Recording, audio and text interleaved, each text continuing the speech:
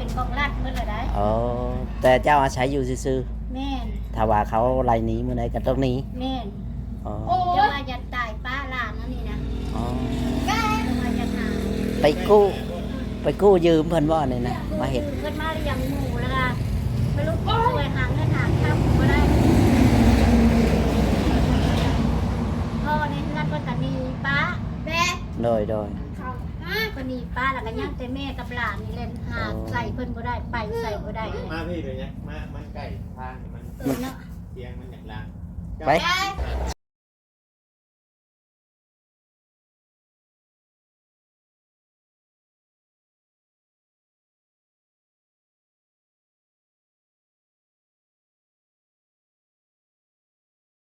สวัสดีและสบายดี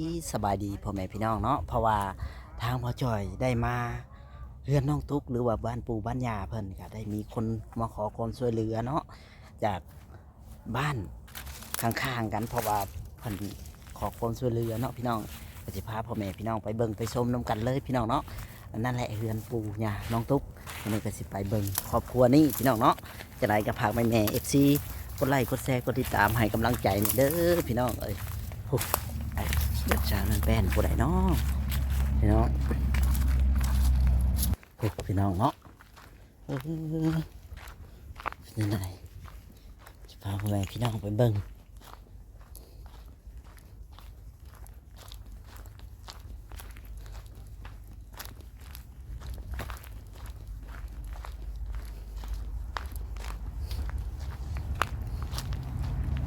พี่น้อง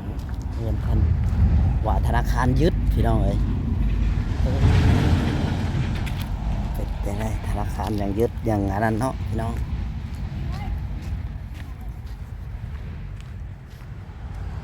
เนี่ยเป็นไก่ถนนอยู่ได้พี่น้องแต่ว่าที่นี่เป็นซินเนาะโอ้พี่น้องกันกันเนาะมันสิได้กินอยู่ป่ะมาหลังบ้านเนี่ยบ่ได้ป่ะเอาวัดมาก่อนอืมเอาวัดมาก่อนเนาะแม่เนี่ยแล้วเจ้าน้อง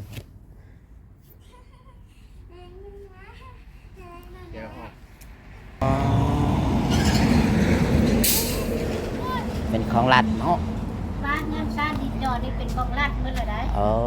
แต่เจ้าอาศัยอยู่ซื่อแม่นๆถ้าว่าเขาไล่หนีมื้อใดก็ต้องหนีแม่นอ๋อเจ้าว่าจะตายป้าหลานนั่นนี่นะอ๋อเจ้าว่าจะหาไปกู้ยืมเพิ่นบ่นี่นะมาเฮ็ดเพิ่นมาเลี้ยงหมูแล้วก็ไม่รู้ช่วยหาเงินหาข้าวก็ได้พ่อในเฮือนเพิ่นก็หนีป้าแม่โดยก็หนีป้าแล้วก็ยังแต่แม่กับหลานนี่เล่นหาใส่เพิ่นบ่ได้ไปใส่บ่ได้มาพี่เลยเนี่ยมันใกล้ทางมันเนาะเตียงมันอย่างลางไปสบายดีแล้วล่ะไปมันไกลทางใหญ่มันก็เสียงดังแน่นอนนึงไปอยู่น้ำยาพุ่น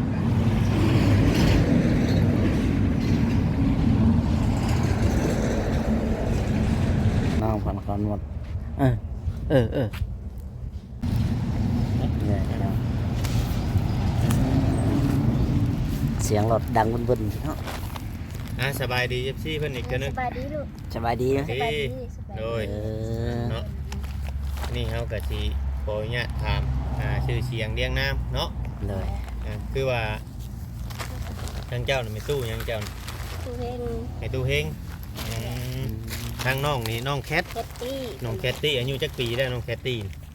10อ้อถ้าไล่เอาตามปีเกิด16ปีนี้16ปีโอ้เอ้าเรื่องราวอันที่ว่าจุ่มเจ้าขอความช่วยเหลือจากจุ่มเฮานี่มันเป็นอะไรคือจังหวะนั้นเรามาว่าในเด็กก็ลองเล่าเรื่องราวที่ว่าการเป็นที่แรกนะการเป็นที่แรกตะกี้ก็ว่าครอบครัวนี่ก็สิพออยู่พอกินคือกันเมืองแล้วลงทิศถ่ายมาแล้วไปทางมันติดหนี้ติดสินยืมเงินพักเงินลัดมาเลี้ยงหมูก็เลยลุกหมูแล้วก็หาเงินใส่เพิ่นบ่ได้พ่อในเงินกับเพิ่นไปจักไปทางใดเลย7-8 ปีเลยเจ้านี่เป็นแม่ห้างบ่เดี๋ยวนี้นะเป็นแม่ห้างไอ้เลี้ยงหลานผู้นี้เลยโอ้พ่อแม่เพิ่นก็แยกทางกันแต่ผู้นี้ได้3 มื้อเอาไป3 มื้อ พ่อแม่ของน้องนี่ได้แยกทางกัน แม่นแหละ ออกน้องออกไปได้3 มื้อ โดย ได้เพิ่นฮู้อยู่บ่ว่าน้องเป็นแบบนี้ บ่ฮู้ บ่ฮู้บ่ บ่ฮู้กันฮู้ก็สิฮู้วัง2-3 ปีนี่ก็แบบเขาบ่สนเลยเด้ อ๋อเขาฮู้ว่าเป็นน้องเป็นแบบนี้แต่เขาบ่สนเลย แม่นแหละ เพิ่นอยู่ใช้เดี๋ยวนี้พ่อแม่ จักอยู่ไส บ่จักได้บ่ บ่ฮู้เลย แม่แล้วนี่เป็นลูกไผลูกเจ้า บ่ลูกไผ ลูกไผพ่อได้ซะ พ่อแล้วเป็นลูกชาย และบ่ฮู้เลยบ่พ่อก็เดี๋ ลู ยว กชายก็5-6 เดือนเพิ่นส่งให้1,000แบบว่าลูกชายก็เป็นพญาตินี่เป็น อ๋อ มันวันละโล โดย แม่นี่ติดคุกเลยลูก อืม ก็ย้อนว่าหาเงินหาค่ำก็เลยว่าไปเฮ็ดทางเพิ่นบ่ชอบได้ติดคุกกัน4 ปี 4 เดือนอืม พ่อไผเจ้าเองบ่ แม่นแหละ อ๋อ และผู้นี้ละปะไว้น้ำบ้านน้ำเมืองเพิ่นนั่นแหละ อืม แล้วก็ผู้ลูกชายพ่อผู้นี้ก็มาจะมีให้ไปรับจ้างอยู่เมืองไทย โดย กลับมาแล้วถึกวันละโลกค่ะเด็กเลยว่าเพิ่นบ่ให้ไปให้มาทางใด อ๋อ พอดีเขาหาเรื่องว่านะสิรวมร่วมคิดนํกันกับแม่ก็ถึกจับก็ไปติดวันละโลกอยู่คุกอยู่ละโคก เช้าแล้วบ่บัด ยังจ้อยแล้วกิน อ๋อ ยาทางการอยู่แต่จังมันเป็นใด ไปปัวอยู่ไทยเพิ่นบอกผม ๆเพิ่นถ่ายรูปมาให้ส่งมา อืม จ้อยอันจ้อยแบบว่าสิรอถามคือซะปะ อืม มันกินหมดแล้วก็บ่จัก อืม อืมเอาอันเราก็ยังมีเหือมีแห้งเห็นงานอยู่เนาะ เมื่อย เมื่อย เฮ็ อ ด ยู่ หน่อยหนึงก็เมื่อย โอ้โดยอืม เฮ็ดหน่อยหนึงก็เมื่อย เรานี่เว่าไล่อยู่บ่อันนี้ บางค่ำก็ได้ คือแม่ผู้เลี้ยงก็บางค่ำแม่ก็เข้าใจบางค่ำแม่ก็บ่เข้าใจ อ๋อ แล้วเราเป็นไปเลยบ่ นี่แหละคือเฮาเอิ้นก็แคทก็4-5ควันน่ะเหลียวเบิ่งเฮาดอก โอ้ แต่คือเฮาเอิ้นแคทฮะเด็ด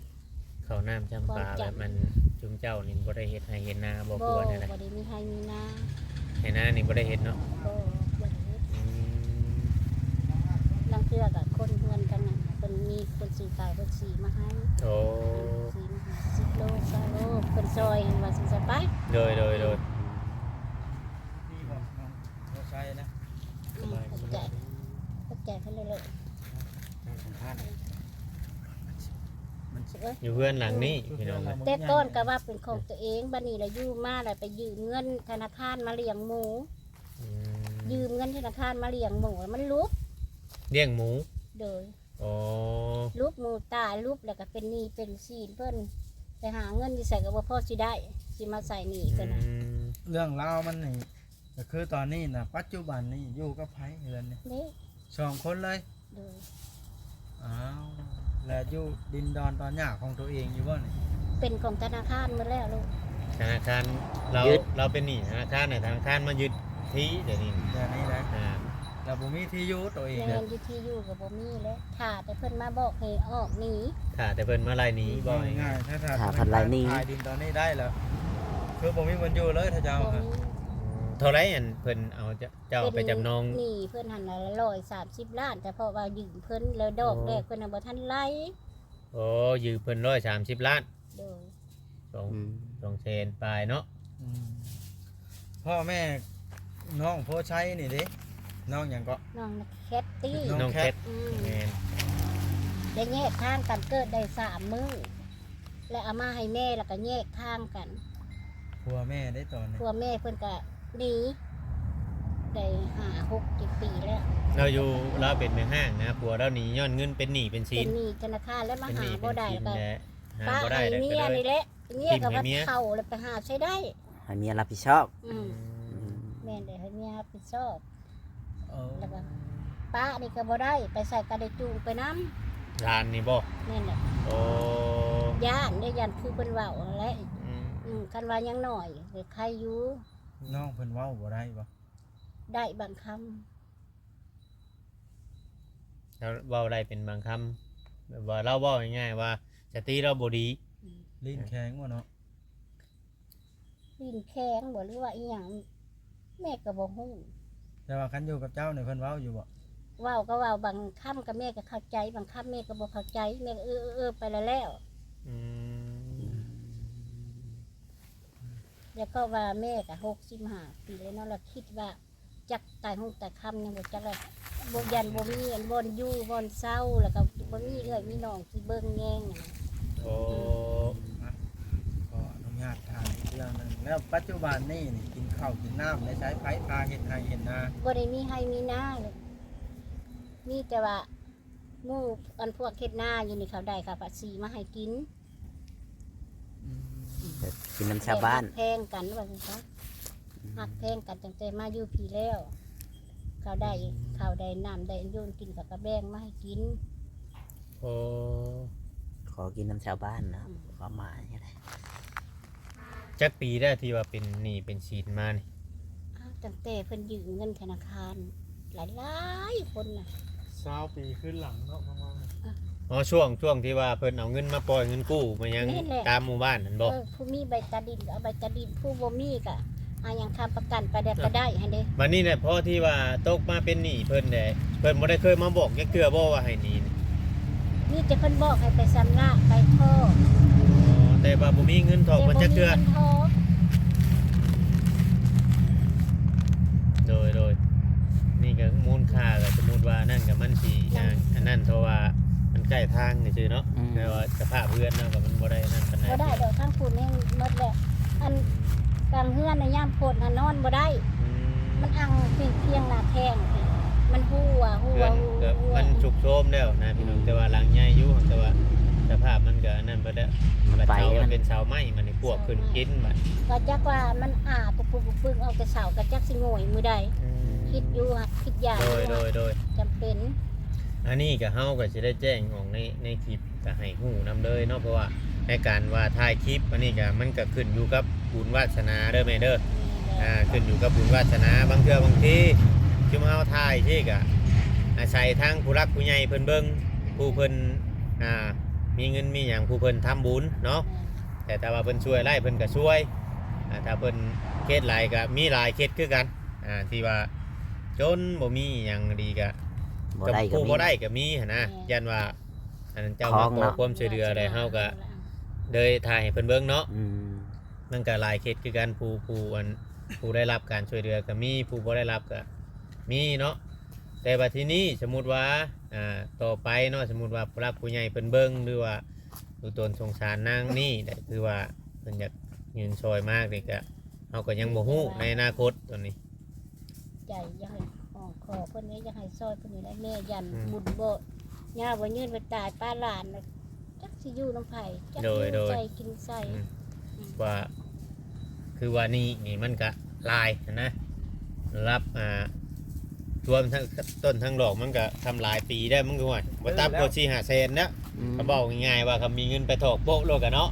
ตื้อแล้ว แม่นมันหลายนะ แม่นแหละ บ่มีความสามารถไทยคืนได้ บ่มีค เนาะ วามสามารถแล้ว แม่น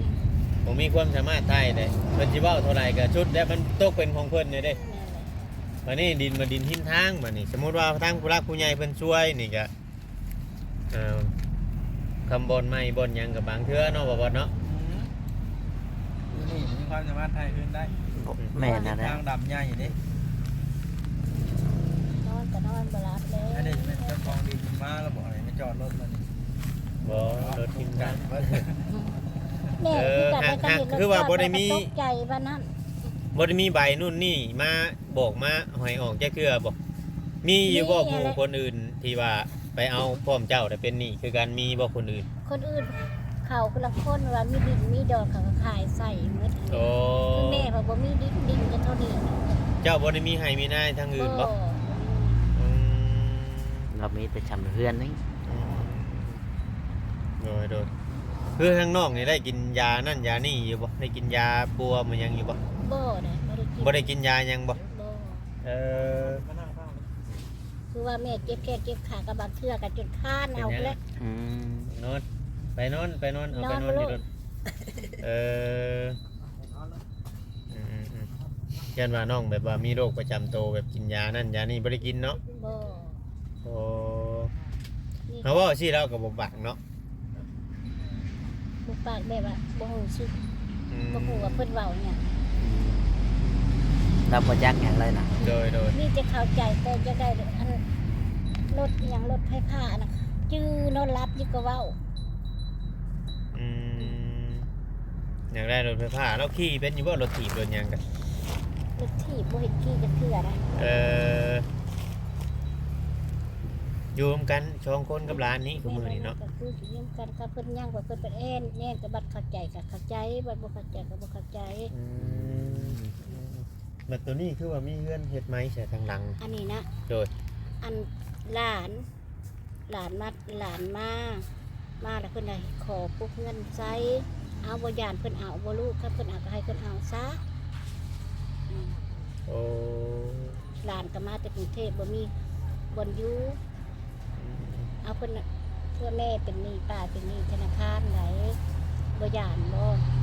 ย่านได้ทั้งย่านน่ะไม่ได้เฮาก็บ่มีรถปุ๊บเขาปุ๊บแล้วคันเพิ่นจำเป็นและเสี่ยงแล้วเพราะว่า โอ้ อันหลังคานี่ได้10กว่าปีแล้ว โดย อันหลังคานะแล้วเขามาแอมเอาซื่อๆนะ ว่าง่ายๆว่าเฮ็ดถังพอได้อยู่ แม่นแหละ อืม ได้10กว่าปีแล้วหลังคาตั้งอยู่นี่นะแต่ว่าเขามาซื้อดินบล็อกแอมเอาพอได้อยู่ ก็เลยตอนนี้นั้นขอความช่วยเหลือเนาะอัน แม่ จาก นแหละขอ พ่อแม่พี่น้อง FC นี่แหละพี่น้องเนาะว่าจะเนี่ยไรคือทางน้องเรานี่ก็บ่ได้ฮู้บ่ฮู้ซึกซ้ำว่าที่ว่าแม่ตู้เป็นหนี้เป็นซีนนี่เนาะว่าเขาสิให้หนี้มื้อใดเราสิบ่จักหยังดอก บ่ฮู้ดอก เราบ่จักหยังเลยแหละ ทั้งไปนี่ก็บ่เข้าใจ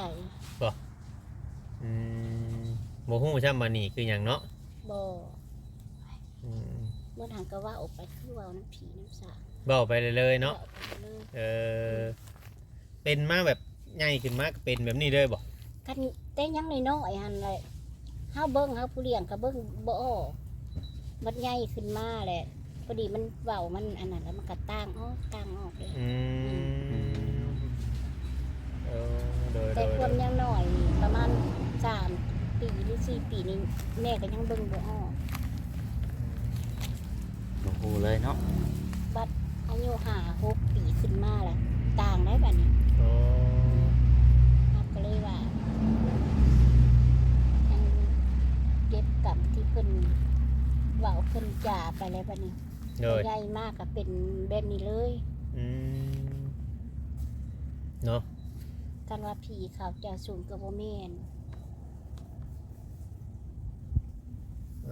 กันว่าอันนั้นอันนี้ก็บ่แม่น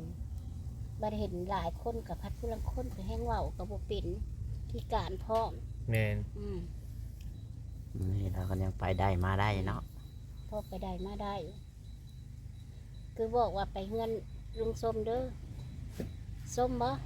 ไปลุงส้มว่าได้แบบนั้นนะ เคยมีเจ้าเคยนอกจากทีมงานเท่าหนึ่งเจ้าเคยขอความช่วยเหลือจากทีมงานอื่นอยู่บ่ บ่ ครั้งแรก มีแต่อันนั้น ไป บ้าวอย่างเพิ่นมาส่งอันนางตุ๊กนะ มาส่งถึงไปได้ คือว่าทรายบ่อีหยังมาส่งนางตุ๊กมือมาส่งแม่ย่านางตุ๊กมือเพิ่นเอาลูกเพิ่น อ๋อ ไปโอ้ ว่าลาวพะเพิ่นนี่บ่ว่าร้อนนี่บ่ แม่นละคือว่าลาวบ่หรือ แม่น อี ๆ หยัง อาจจะเป็นมาพี่น้อง แล้วก็เลยขอความช่วยเหลือเพิ่นว่าเฮาหันเดี๋ยวนี้เฮาพาข้างว่าข้างเบิ่งหลายเทื่อเฮาสิมาว่ะ เป็นวันท้ายเนาะ เป็นทันทาย ยังบ่ได้ทายได้ถามหยังดอก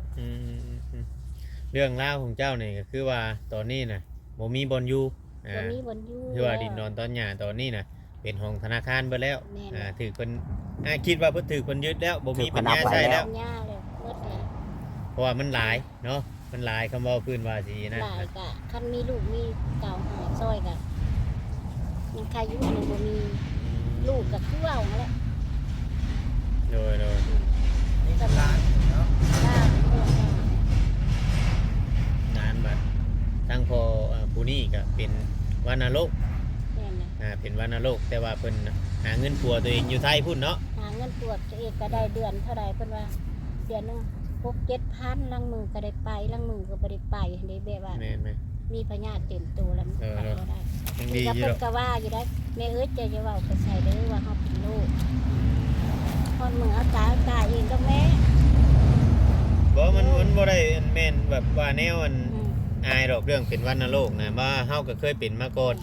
เฮาก็เข้าใจจุดนี้อยู่มันบ่ได้นั่น เจ้าอัน ขาดยา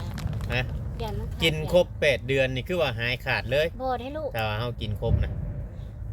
มาแต่เก่งคันนี่มันยังถือมานำอยู่แผงยานะแผงแดง บ่อันบางเทื่อยาอยู่ในคุกในหยังเนาะมันบางเทื่อมันบ่นะเฮาเคยเป็นอยู่ไทยนี่เฮากินยามา8เดือน8 เดือนเลยบัดนี้หลังจากเฮากินยาครบแต่เพิ่นพาเฮาไปเอ็กซเรย์เบิ่งไปกวดเบิ่ง2-3เทื่อแล้วก็บ่มีหยังเลยแล้วก็หายแบบปกติเลยแล้วก็หลายปีแล้วแหละเฮาเล่ามาแต่7-8 ปีขึ้นหลังพุ่นอันนี้นะแต่เฮาไปเฮ็ดเวียกอยู่พุ่น นัดเจ้าอยู่วันนี้ปัจจุบันนี่ไผหาเงินหาคำใช้ซื้อพริกไปนัวนี่ ลังเทื่อหลานผู้อยูซิโนเขามาส่ง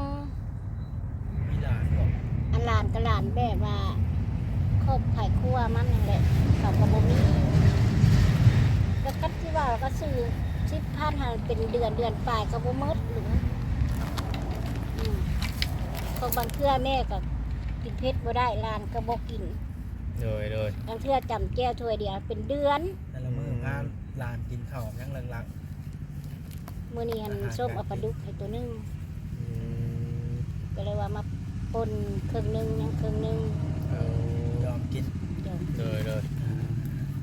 มีแต่ว่า เนาะ อันนี้ก็แล้วแต่ FC พิจารณาเนาะ แม่นมีแต่ว่า FC แล้วผู้รักผู้ใหญ่ให้ได้แม่เอ้ย แม่น ถ้าว่านั่นก็ แต่บุญมีเนาะ โดย เอามีแต่ว่ามื้อหน้ามื้อไหนถ้ามี